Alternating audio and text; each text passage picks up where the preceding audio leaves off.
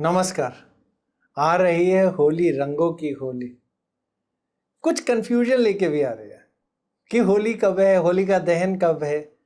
और ये कंफ्यूजन इसलिए भी हो जाता है क्योंकि हम वेस्टर्न कैलेंडर को मानते हैं रोजाना के लिए, और असली में जितने भी त्योहार होते हैं ये होते हैं हमारे हिंदू कैलेंडर के हिसाब से। इस साल होलिका में थोड़ी सी कंफ्यूजन इसलिए और बढ़ गई क्योंकि उसी समय हम चंद्र ग्रहण भी आ रहा है, तो हमें देखना पड़ेगा पंचांग। और उससे हमें ये पता चलता है कि होलिका दहन होता है पूर्णिमा की तिथि पे।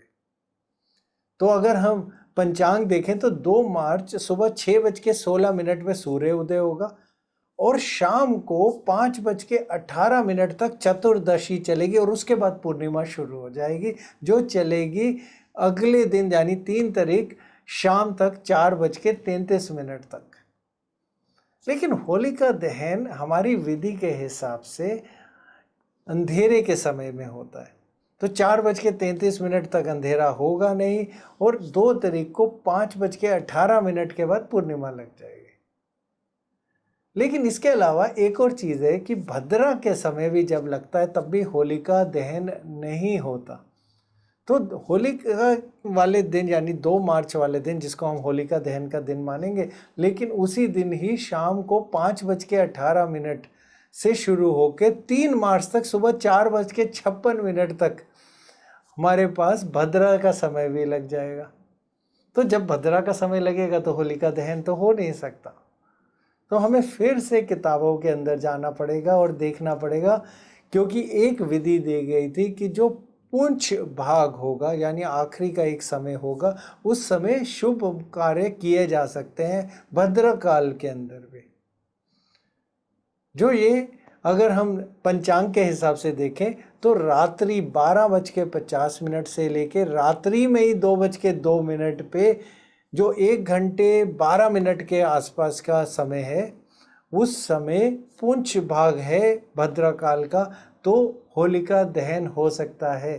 तो होलिका दहन रात को 12:50 यानी अर्धरात्रि के बाद होगा 2 मार्च को, यानी 2 मार्च की रात। अब अगले दिन यानी 3 मार्च पे आए। वैसे तो रंगों वाली होली 3 मार्च को होनी चाहिए थी इसी विधि के हिसाब से, लेकिन 3 मार्च को एक तो चंद्र ग्रहण लग गया और पूर्णिमा की तिथि भी शाम तक 4:33 तक चल गई। चंद्र ग्रहण की बात बोलें तो चंद्र ग्रहण भारतवर्ष में दिखेगा। हम भारत के हिसाब से बोल रहे हैं, अपने देश के हिसाब से बोल रहे हैं।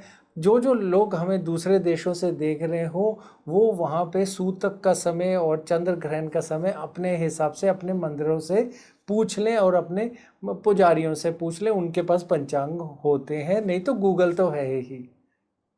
तो चंद्र ग्रहण का सूतक लगता है 9 घंटे पहले ग्रहण से। और ग्रहण का समय की बात बोलें तो 3 मार्च को शाम को 6:16 से लेके 6:46 तक, यानी अंदाजा 30 मिनट 9 सेकंड का ग्रहण लगने वाला है। तो इस हिसाब से अगर सूतक की बात बोले तो सूतक सुबह 9:30 बजे शुरू हो जाएगा और चलेगा जब तक ग्रहण का समय है, यानी शाम को 6:46 तक। तो सूतक के समय हम पूजा पाठ नहीं करते हैं, मंदिर के द्वार बंद हो जाते हैं। कोई पुराना जो बासा खाना होता है या पुराना खाना, जब बना हुआ खाना पहले का पड़ा होता है, वो हम नहीं खाते हैं। और जो कहते प्रेग्नेंट कहते औरतें होती हैं, बच्चा जिनका होने वाला है, उन्हें बोला जाता है कोई भी तीखी चीज़ इस्तेमाल नहीं करनी। और ये समय हम जाप करते हैं ओम नमो शिवाय का या फिर महामृत्युंजय मंत्र का। ये आपको खास एक और चीज़ देखनी है कि बूढ़ों के लिए या फिर बच्चों के लिए या फिर जो लोग बीमार हैं उनके लिए सूतक की विधि छोटी रखी गई है। तो सूतक उनके लिए 3:15 से शुरू होगा और थोड़ा छोटा सूतक होगा उनके लिए। तो जब सूतक खत्म हो तो करना यह है कि गंगा जल लें और हर जगह छिड़क दें और फिर शुद्धि हो जाएगी और आप अपने फिर से कार्य शुरू कर सकते हैं, जैसे पूजा पाठ। तो 3 मार्च को करना है दान पुण्य का कार्य। कुछ गंगा स्नान बहुत शुभ माना गया है और पूजा पाठ पे ध्यान लगाए। तो आएंगे अब उसके अगले दिन यानी 4 मार्च को। 4 मार्च है हमारी दुल्हनदी की तिथि यानी रंगों की होली। 4 मार्च को होली खेली जाएगी इस वर्ष में। बहुत लोगों के सवाल आए, हजारों के हिसाब से सवाल आ चुके हैं, क्योंकि हर साल हम बताते हैं उपाय हमारे होलिका दहन के, जिससे बहुत अच्छी अच्छी चीज़ें हो जाती हैं। उपाय हम जो करते हैं वो उस समय के ग्रहों के हिसाब से करते हैं। तो पिछले वर्ष के उपाय इस साल नहीं होंगे, इस साल के उपाय अलग होंगे। तो इस साल के उपाय ये हैं, ये उपाय सबके लिए बराबरी के होते हैं। सबसे पहली चीज़, ये राशियों से ऊपर है, ये किसी के जन्म तिथि से ऊपर है।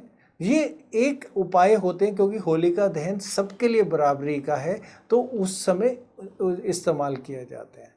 तो इस वर्ष के उपाय ये हैं कि अगर आपको डिप्रेशन हो रखा है या कुछ मानसिक कुछ परेशानी है, तो चंदन की लकड़ी लें, होलिका की अग्नि में डाल दें।